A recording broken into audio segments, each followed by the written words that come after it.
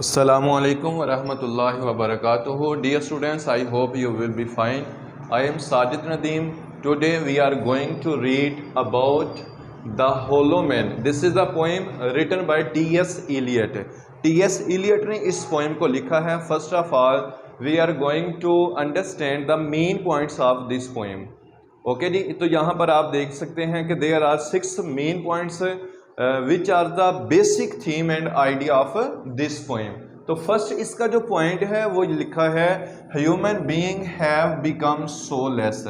The hollow man के अंदर जो फर्स्ट हमें वो पॉइंट मेन पॉइंट बताता है वो ये कहता है कि जो इंसान है ये बेरूह इंसान बन चुके हैं, यानी ऐसे लोग हैं जिनके अंदर रूह ख़त्म हो चुकी है। क्या मतलब हुआ कि इनके अंदर जो इमोशंस हैं, जो फीलिंग्स हैं, वह बिल्कुल फिनिश हो चुकी हैं और ख़त्म हो चुकी हैं। नंबर 2 पॉइंट पे हमें कहेगा they depend upon one another but do nothing. सब इंसानों की एक कॉमन हैबिट ये बन चुकी है, they try to depend one another, कि ये एक दूसरे के ऊपर डिपेंड करने की कोशिश करते हैं।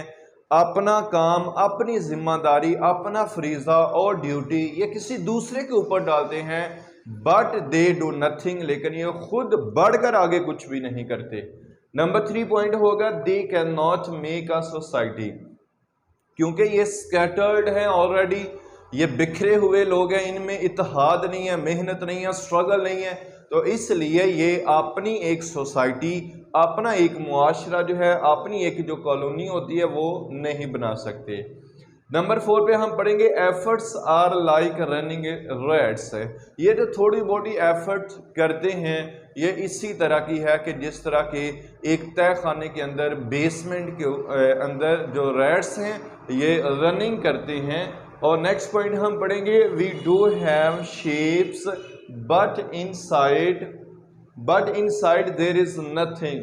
कहता है कि हम शेप्स तो रखते हैं, हम चलते फिरते नज़र तो आते हैं, लेकिन ये जितने लोग भी आपको चलते फिरते नज़र आ रहे हैं ये सारे के सारे नकारा हैं। There is nothing inside but they are empty.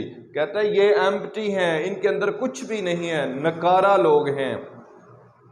Next point होगा we seem walking souls but we are not even dead. कहता है हम नजर तो यही आ रहे हैं कि हम जिंदा हैं, लेकिन जो सिचुएशन अब हमारी बन चुकी है वो ऐसा नहीं है कि हम अंदर से भी जिंदा हैं बल्कि मर चुके हैं।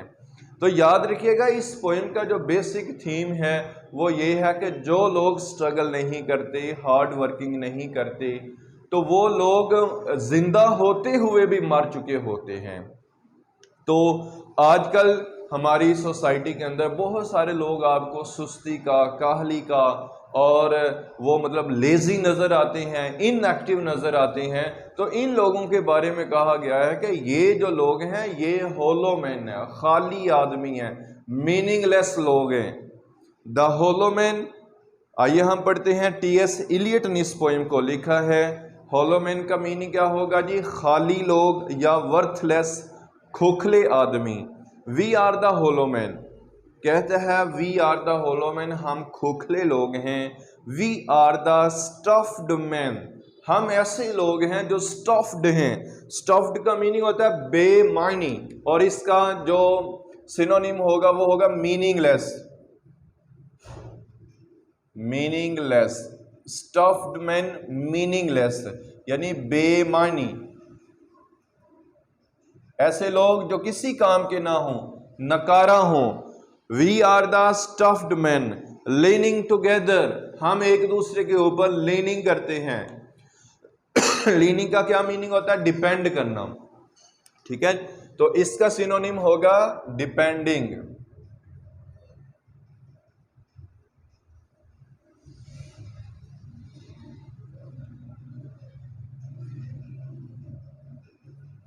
डिपेंडिंग, इन्हिसार करना।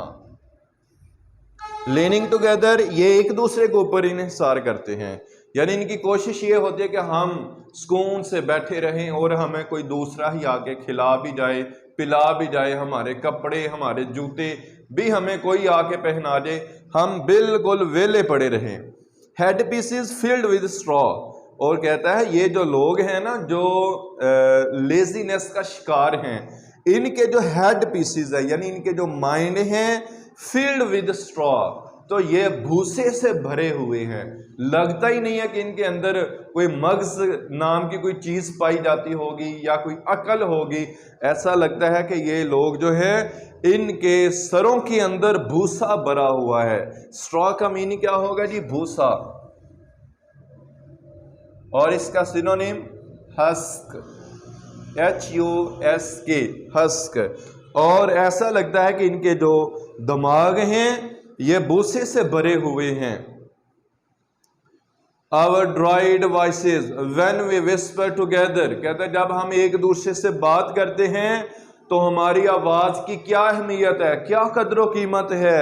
Our dried voices, कहता है हमारी आवाजें भी खोखली हैं, इनमें कोई भी असर नहीं, हमारी कोई ऐसी बात नहीं है कि जो बाअसर हो और किसी के कान में जाके वो किसी को फायदा पहुंचा सके।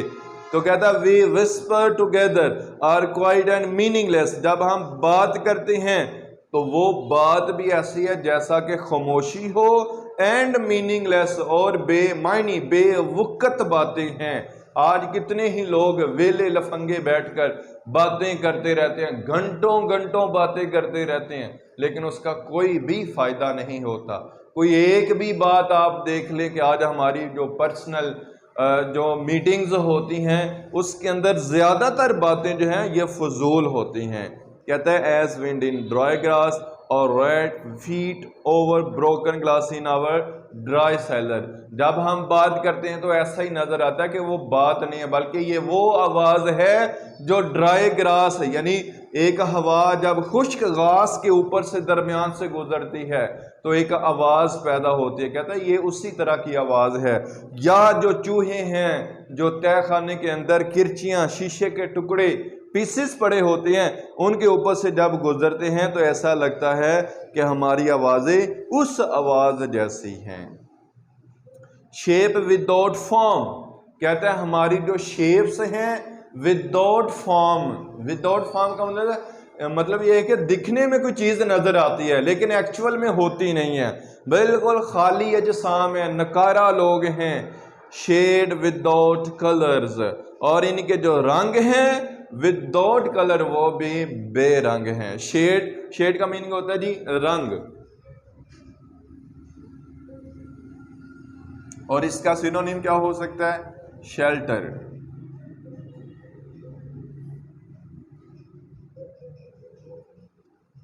Shape without form, shade without colour. Paralysed force, कहता है हमारे अंदर जो फोर्स है वो भी पैरालाइज्ड है। पैरालाइज्ड का मीनिंग होता है जी मफलूज। मफलूज, इसका सिनोनिम होगा डिसेबल, जिसको हम माजूर भी कहते हैं कि हमारी जो ताकत है वो भी मफलूज हो चुकी है। किसी काम, वो जो हमारी पावर है, स्ट्रेंथ है, वो काम नहीं आने वाली। जेस्चर विदाउट मोशन, और हमारे जो इशारे हैं, हमारी जो बॉडी लैंग्वेज है, हम बात करते हुए जो अपना हाथ, पाँव और आंखें और फेस एक्सप्रेशन देते हैं, कहता है उसमें भी कोई असर नहीं रहा। जेस्चर विदाउट मोशन, हमारा जो इशारा है वो भी बेहरकत है। विदाउट मोशन, विदाउट मोशन होगा हम बेहरकत, इसका उर्दू में मीनिंग। और इसका जो सिनोनिम होगा वो होगा इनएक्टिव। ओके जी, नेक्स्ट पढ़ते हैं। दोज हु हैव क्रॉस्ड, वो लोग जो क्रॉस्ड यानी मर चुके हैं, वो लोग जो मर चुके हैं with direct eyes to death other kingdom, जो मौत की आंखों में आंखें डालकर दूसरी सल्तनत यानी आखिरत या कब्र के मामलात में पहुंच चुके हैं। Remember us if at all, वो हमें याद करते हैं। इफ एट ऑल, कहता है अगर तो कभी वो करते होंगे हमें याद, अगर वो थोड़ा सा हमें याद करते हैं। नॉट एट लॉस्ट, हमें वो नहीं समझते, यानी हम उनके लेवल के लोग हैं ही नहीं, बड़े लोग, स्ट्रगल करने वाले, मेहनती, हार्ड वर्किंग करने वाले, जिन्होंने दुनिया में नाम कमाना था, वो लोग तो मर चुके हैं। तो कहते हैं हमें तो वो समझ ही नहीं सकते कि हमारे जो काम है, हमारे जो करतूत हैं, हमारी जो परफॉर्मेंस है वो किस घटिया लेवल तक पहुंच चुकी है, तो वो हमें नहीं समझ सकते। वायलेंट सोल्स, वो बहादुर लोग हैं। वायलेंट सोल्स का मीनिंग क्या होगा जी? बहादुर इंसान। और synonym brave man, brave man. Violent souls but only, लेकिन वो हमें अगर याद करते हैं ना तो किन अल्फाज में करते हैं? But only as the hollow man, वो हमें खोखले आदमी समझते हैं। द स्टफ्ड मैन, और ऐसे आदमी जो बेमानी, बेवुकत लोग हों, वो हमें समझते हैं। तो डियर स्टूडेंट्स, आज की इस पोइम का जो बेसिक और मोरल लेसन है, उसने जो हमें टीच करने की कोशिश की है वो ये है कि हमें स्ट्रगल करनी चाहिए, हमें हार्ड वर्किंग करनी चाहिए। क्यों? कि अगर आप नाम के साथ आप अपना कुछ दौलत कमाना चाहते हैं, नाम कमाना चाहते हैं, फेमस होना चाहते हैं, तो फिर आपको मेहनत करनी पड़ेगी, स्ट्रगल करनी पड़ेगी, और दुआ भी करनी पड़ेगी कि आपकी वो मेहनत और स्ट्रगल जो आप मतलब स्मार्ट बन के कर रहे होते हैं वो रंग भी लाए, तो इंशाल्लाह आप दुनिया में कामयाब होंगे और इसके साथ आखिरत में भी कामयाबी आपकी मुकद्दर बनेगी। मैं उम्मीद करता हूँ आपको समझ आ चुकी होगी। अस्सलामु अलैकुम व रहमतुल्लाहि व बरकातुहू।